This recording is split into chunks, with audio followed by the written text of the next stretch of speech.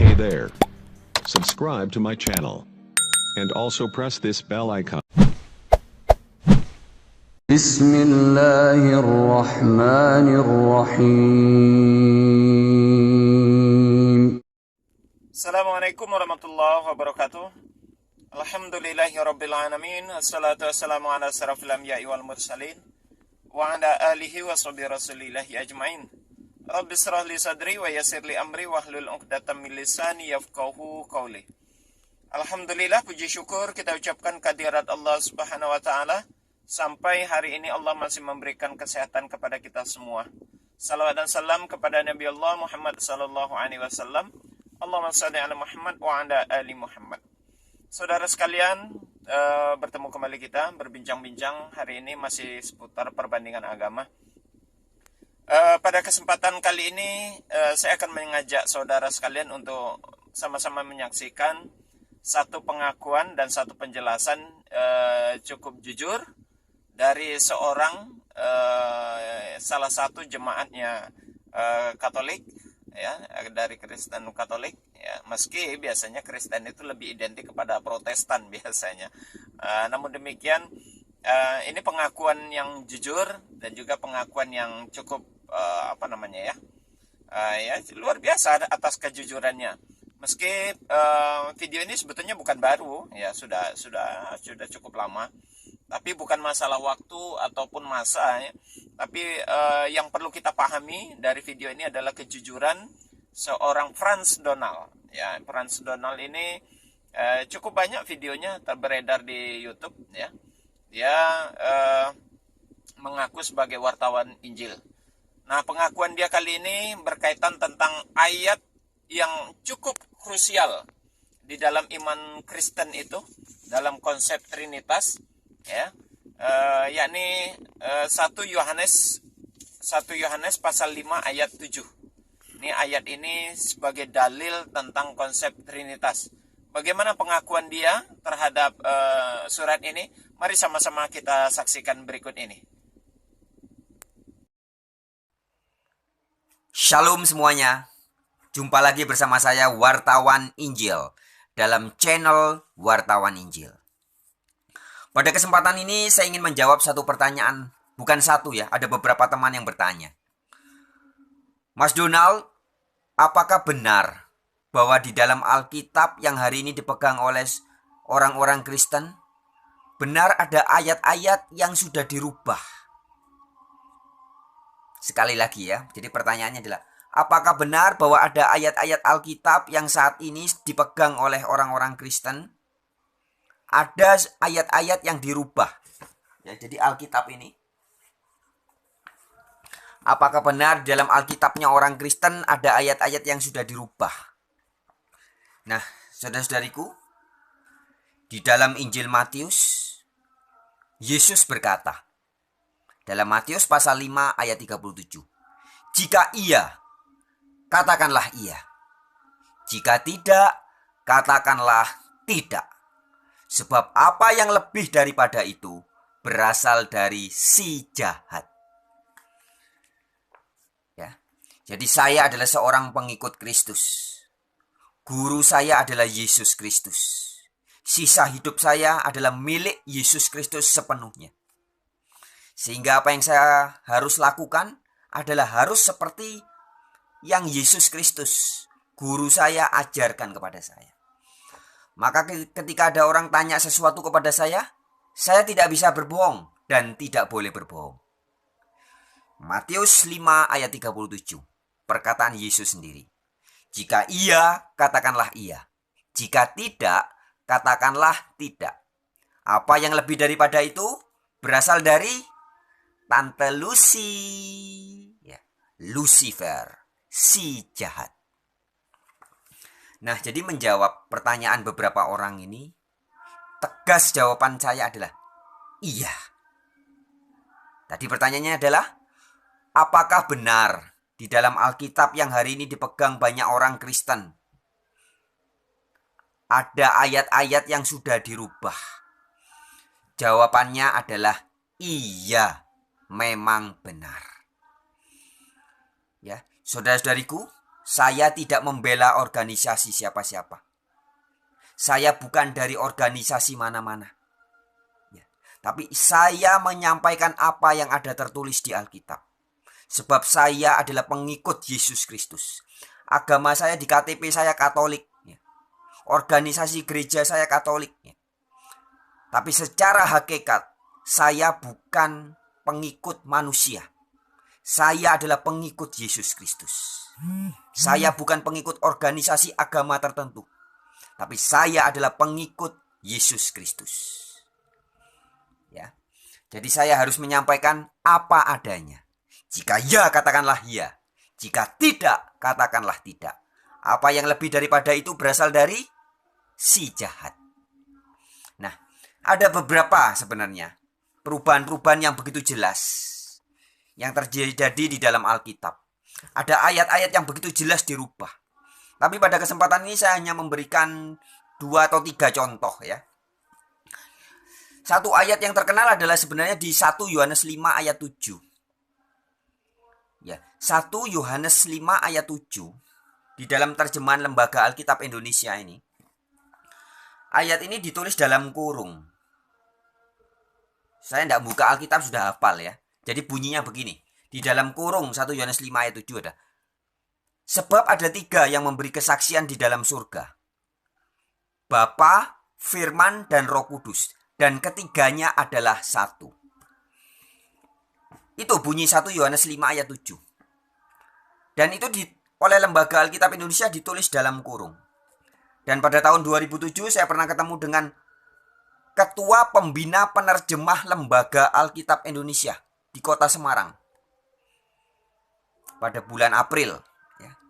Nah, pada saat itu Ketua Pembina Penerjemah Lembaga Alkitab Indonesia itu, yaitu Bapak Hortensius Florimon Mandaru dengan gelarnya SSL, ahli kitab suci lulusan Roma, bekerja di Lembaga Alkitab Indonesia di Departemen Penerjemahan. Dia sebagai ketua pembinanya pada saat itu ya. Nah, pada saat itu ketika ditanya oleh seorang wartawan dan beberapa orang, bagaimana dengan 1 Yohanes 5 ayat 7? Dengan tegas, Bapak Hortensius Mandaru dari Lembaga Alkitab Indonesia mengatakan, itu memang adalah ayat sisipan. Ya, 1 Yohanes 5 ayat 7 yang seolah-olah seakan-akan mengajarkan Trinitas. Yang tertulis bahwa di sorga ada Bapa, Firman, dan Roh Kudus. Nah, di situ dikatakan dengan jelas bahwa itu adalah ayat sisipan. Ya, kalau namanya sisipan berarti tidak asli. Kalau tidak asli, bahasa lainnya, istilah lainnya adalah palsu. Baik saudara, sudah sama-sama kita saksikan dan kita dengar penjelasan yang disampaikan oleh Frans Donald di dalam videonya. Apa yang dia sampaikan, apa yang dia nyatakan di dalam penjelasannya tersebut, suatu kejujuran yang memang pantas untuk dihargai untuk itu ya. Jarang-jarang ada yang mau jujur ya, jarang-jarang ada yang mau jujur tentang status dan kondisi serta keadaan daripada Alkitab itu sendiri.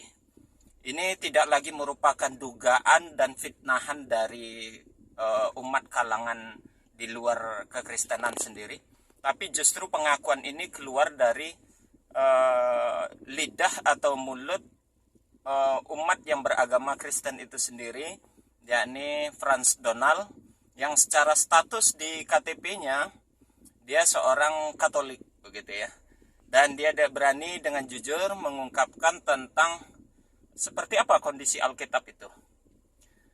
Sebelumnya saya mengucapkan terlebih dahulu selamat ya kepada saudara-saudara yang beragama Kristen, bahwasanya pada bulan yang lalu itu Alkitab edisi terbaru, cetakan terbaru itu sudah rilis, sudah keluar, dan sebagaimana yang kita pahami tentu pasti ada tambal sulam di dalamnya. Meski sebahagian pasti ada yang mencoba untuk membela dalam bahasa begini, yang direvisi Itu adalah terjemahnya. Begitu ya. Terjemahnya. Ya masalahnya justru kitab yang saudara pegang itu memang kitab terjemahan gitu. Dan ya aslinya memang tidak nampak dan tidak ada. Itu permasalahannya. Jadi kalau dikatakan yang apa namanya direvisi itu adalah terjemahannya, ya. Lalu atas dasar apa terjemahan itu direvisi? Itu menjadi pertanyaan juga.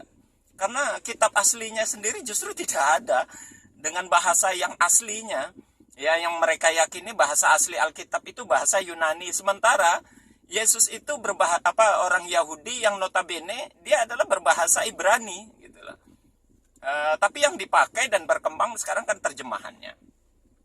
Namun demikian saudara, saya tidak akan mempermasalahkan tentang apakah itu terjemahan atau asli dari isi kitab itu sendiri, ya, atau tulisan itu. Yang jelas terjadi perubahan dan revisi di dalamnya. Dari penjelasan yang disampaikan oleh Frans Donal, ya, apa yang dijelaskan oleh Frans Donal itu memberikan satu pernyataan dan gambaran bahwa kemurnian dan keaslian Alkitab itu memang diragukan, ya, perlu dipertanyakan, ya, karena memang sudah tidak asli, itu masalahnya. Saya menangkap ada dua poin dari penyampaian Frans Donal tadi. Yang pertama, kejujuran dia tentang menyatakan bahwasanya Alkitab itu sudah direvisi. Banyak ataupun ada perubahan, ada tambal sulam, ya. Dan itu salah satunya yang disampaikan di dalam penjelasan Frans Donal tadi adalah 1 Yohanes pasal 5 ayat yang ke-7. Dan ini ayat yang sangat krusial. Ayat yang sangat mendasar di dalam keimanan Kristen tentang konsep Tritunggal atau Trinitas itu sendiri. Dan dia nyatakan dengan jujur bahwasanya ayat itu bukan ayat Alkitab sebenarnya, itu ayat sisipan, ya.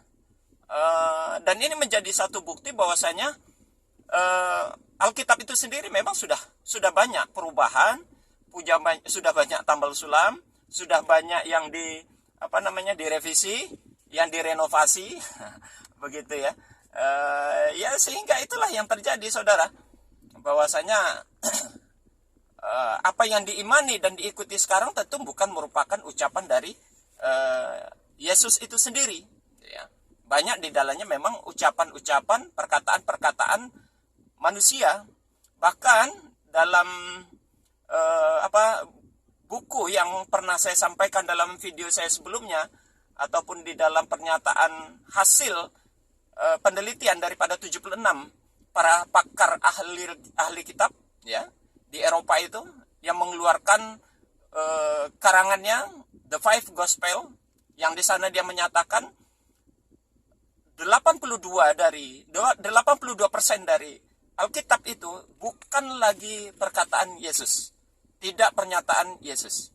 Kalau 82% berarti hanya 18% saja di dalamnya itu merupakan perkataan dan pernyataan dari Yesus. Itu sangat ironis sekali. Dan apa yang disampaikan oleh Frans Donal ini sungguh sangat memperkuat hasil daripada penelitian para peneliti 76 pakar Alkitab yang menyatakan bahwasanya 80% dari isi Alkitab itu sendiri bukanlah firman Tuhan atau bukan perkataan dari Yesus itu sendiri. Sudah merupakan hasil karya cipta dari karangan manusia biasa. Itu yang pertama. Yang kedua saudara, poin yang saya tangkap dari penjelasan dari Frans Donal tadi adalah surat Yohanes atau 1 Yohanes pasal 5 ayat yang ke-7. Sekali lagi di mana ayat ini seperti yang saya katakan di awal tadi, ini ayat yang sangat krusial di dalam iman Kristen sebagai salah satu ayat.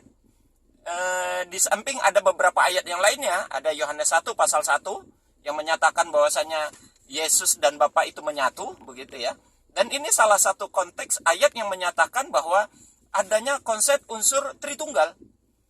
Isi atau bunyi ayat itu 1 Yohanes pasal 5 ayat 7 ini adalah sebab ada 3 yang memberi kesaksian di dalam sorga. Ya, Bapa, Firman, dan Roh Kudus. Ya.